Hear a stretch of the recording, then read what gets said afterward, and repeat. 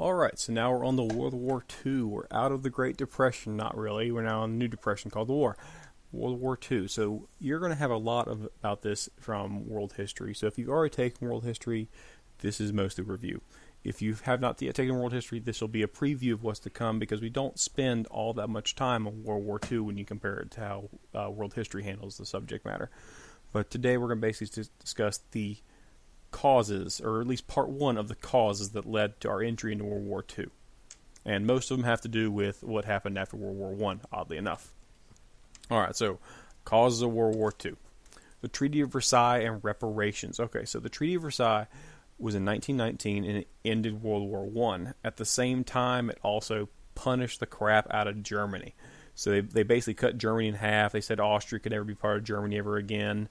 They made them pay $33 billion in war reparations, which they only just finished paying in the last 20 years, I think. And they had a big restriction on any kind of rearmament or rearming of Germany, so they couldn't have certain kinds of military personnel. They only have a certain number of members of their military.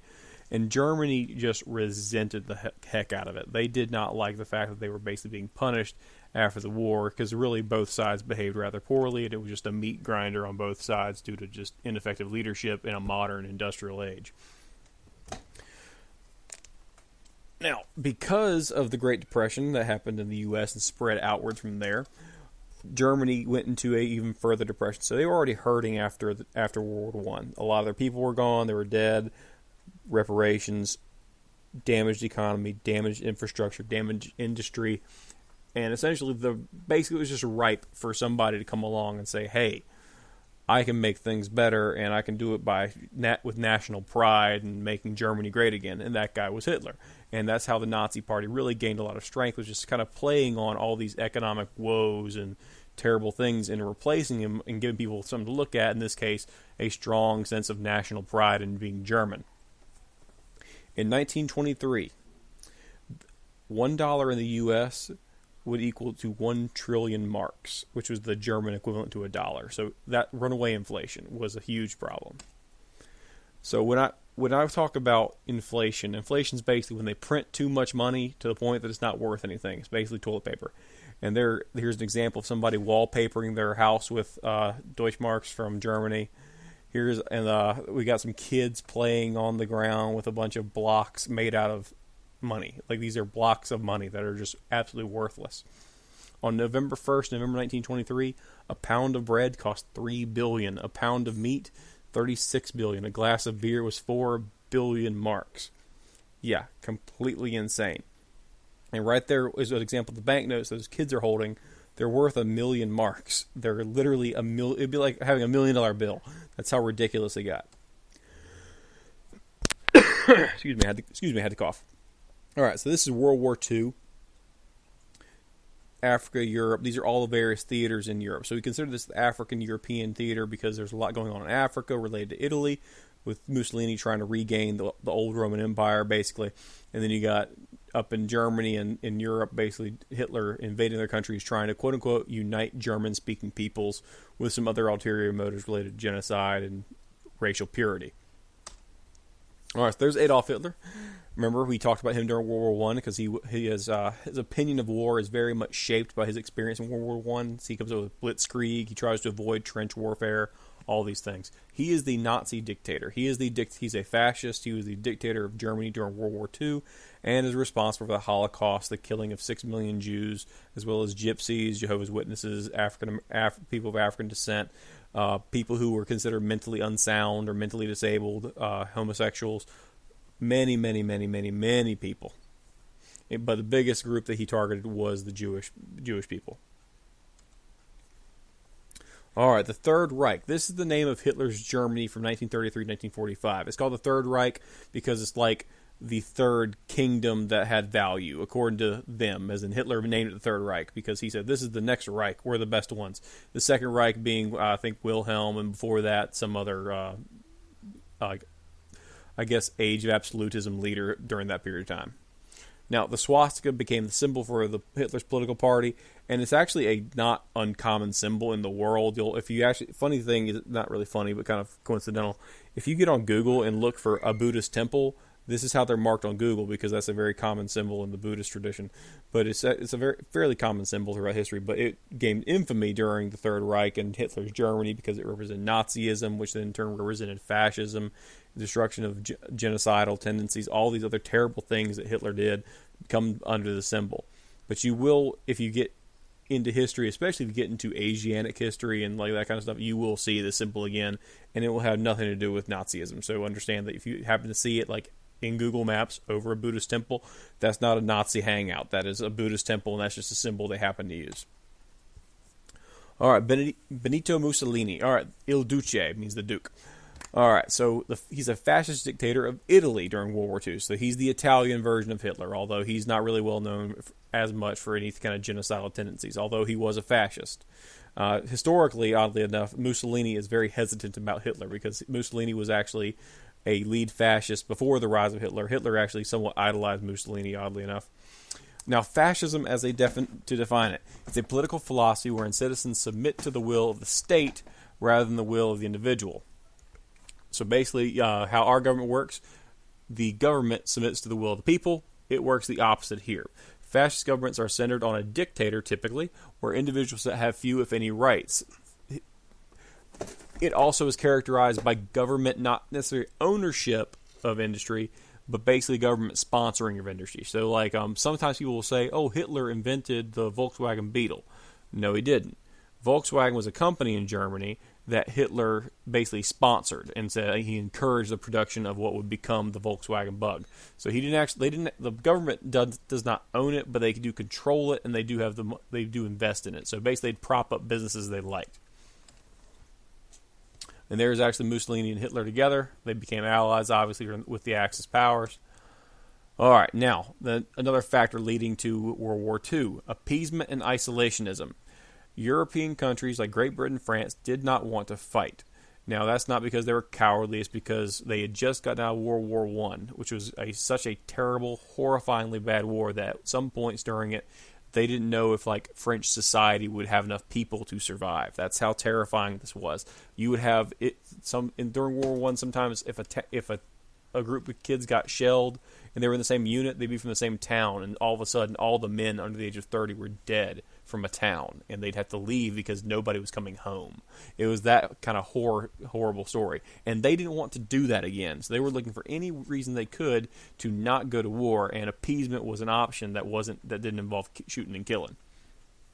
The U.S. and other countries didn't want to be involved at all, and they were isolationists. So you had the appeasement on the European side with France and Great Britain, and then you had the isolationists with the U.S. and a bunch of other countries that just didn't want anything to do with this European mess that might be coming to happen. Most people wanted peace after World War I. It wasn't a situation where, oh, these guys just don't want to fight because they're wusses. No, it was because they just spent millions of lives in World War I in a way that had never been done before, and they were, honest to God, not so much scared of war, but they were terrified of the idea of another war like World War I, which even at that time was called the Great War, or the war to end all wars, because no one would ever want to do it again because it was that bad. So they feared this idea that war was coming back again. It was going to be the same way as World War I, and in many ways it was. And this is a quick cartoon. This is Uncle Sam just kind of looking the other way while Europe's being just destroyed by war, or at least war is coming, and the U.S. knew about it. All right. The Kellogg-Briand Pact, 1928. It's a pact that outlawed war signed by over 60 nations, and it was never very effective, because if it were effective, there would never be a World War I/II, because it would have been the Great War, and then you're done. You wouldn't have to name them 1 and 2. Obviously, if World War II happens, this pact does not work out very well. But the idea behind it is, let's maintain peace. Let's not go to war anymore. War kind of sucks. Let's be done with this.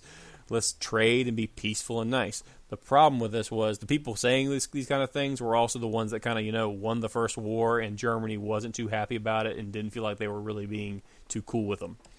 And Hitler played on those. And when I say they as German, I say Germany as in the people and the culture. They felt like they were being punished for the actions of what was the Kaiser in World War I. And Hitler was picking up on that, and he basically took advantage of this pro-German as a victim status kind of deal. And they just wanted to get back what they thought was their rightful place among Europeans, which was to take over and be stronger. And Hitler just played on that beautifully, unfortunately, and he took over. All right. In 1938, Germany unites with Austria. Again, this breaks the Treaty of Versailles. You're not supposed to do this. Austria and Germany are supposed to be separate. Now, they did this peacefully. There was an armistice signed. Basically, no blood was really shed to any real extent. The Nazis basically almost did it. It was a political victory for the Nazis because it was like, hey, see, they want this to happen. We're not really taking over Austria. We're annexing them because they want to become part of Germany. Although there was a whole lot of Germany that did not want to do that. It's the basic plot line of The Sound of Music. If you ever want to watch the movie, that's what they're talking about. That's why the Von Trapp family has to escape, because the Captain Von Trapp is anti-Nazi, and they're going to hurt them and kill them, make them do stuff they don't want to do unless they escape. And that is the entire plot line of The Sound of Music. All right. The Munich Pact. All right. 1938. This is when the Prime Minister, Neville Chamberlain, allows Hitler to retain part of Czechoslovakia, so like basically the outskirts of Czechoslovakia, if you look at the map, if Hitler promises not to seize any more territory. And this is, I believe, where the famous quote from Neville Chamberlain comes out. We have peace in our time, peace for all, something like that. Basically thinking he's won the day and saved Europe from war. Well, it didn't work out that way. Hitler doesn't go by this rule. He basically says, I'm going to take Czechoslovakia's outskirts, what we call the Sudetenland, and he takes that over, and then later he then takes over the rest of Czechoslovakia, even though he said he wouldn't. This is appeasement. And this is a great cartoon example. You got this German wolf who's clearly ready to attack, and they just served up Czechoslovakia to him, hoping that they wouldn't do anything with him, hoping that he'd stop. And that obviously did not work. All right, here's Adolf Hitler greeting Neville Chamberlain upon the Prime Minister's arrival in Munich. So there were negotiations taking place, and no, they were not in good faith. There is every bit of evidence that Hitler was going to take over Czechoslovakia the first chance he got, and he was never going to abide by this pact. I think technically he actually wrote down about doing it in Mein Kampf long before he actually had this meeting with Neville Chamberlain about taking over Austria and other German-speaking areas. What you had to do. Like, that's the one terrifying thing about Hitler. It's not so much that he was able to do what he did. It's that he wrote down in a book called Mein Kampf that about all the things he was going to do, and people at the time were acting surprised that he went and did it. Like, he actually wrote down the playbook of how Germany was going to take over and become stronger and take over and be a world power and take over all German-speaking lands. He wrote it in a book years before he actually got the power to do it, and nobody seemed to notice. It was a very strange and kind of ironic portion of history where you're like, why did people not see the writing on the walls when his writings were literally in the book that he wrote? All right, here's some people at the Munich Agreement. They all look so happy. There's Neville Chamberlain over the far left. Hitler in the middle, of course, taken by Hitler's people. All right, the Sudetenland is ceded to Germany October 1938. This is that treaty with Great Britain. The Sudetenland is basically a German-speaking area around in Czechoslovakia that basically borders Austria and Germany, and that's why they speak German. It's because it's a proximity issue. The Sudetenland is full of people who are historically German. It's also full of people who are historically Slavic and from Czechoslovakia and other Slavic countries. So that's not really fair to those people. But the idea behind it was if we just give them the German-speaking parts, they'll leave us alone. And there was a lot of propaganda related to the Sudetenland. They put out things like, "Oh, the Germans are being our German brethren in the Sudetenland are being abused and mistreated by the Slavs or the people from Czechoslovakia. They're being so terrible to us." It wasn't really happening, and they just basically it was propaganda to justify going in and getting this bit of land. And later, it becomes propaganda to justify going in and just taking over Czechoslovakia. And here's a quick map of Germany so you see what's going on. You got the Czech Republic, which is now the current name of it. This would have been part of Czechoslovakia before. All right. Here's Prime Minister Neville Chamberlain holding the Munich Pact. And this one he makes that statement, peace in our time. Bullcrap, didn't happen. Didn't work. All right, and there's another better map of the Sudetenland. So you notice all the land they're talking about taking from Czechoslovakia is all border land around Czechoslovakia and Austria. Around Germany and Austria, German-speaking areas. And that was the justification. Again, Hitler's overall quote-unquote goal with this, taking the anti-Semitic Holocaust stuff out of the table for just a second, his goal was to unite Germany and all German-speaking people because he believed they were Aryan and superior and kill everybody else. In this case, killing Jews, Jehovah's Witnesses, Africans, anybody who he deemed inferior, especially Jewish people. All right, we're going to stop there. We'll talk about Winston Churchill in the next segment.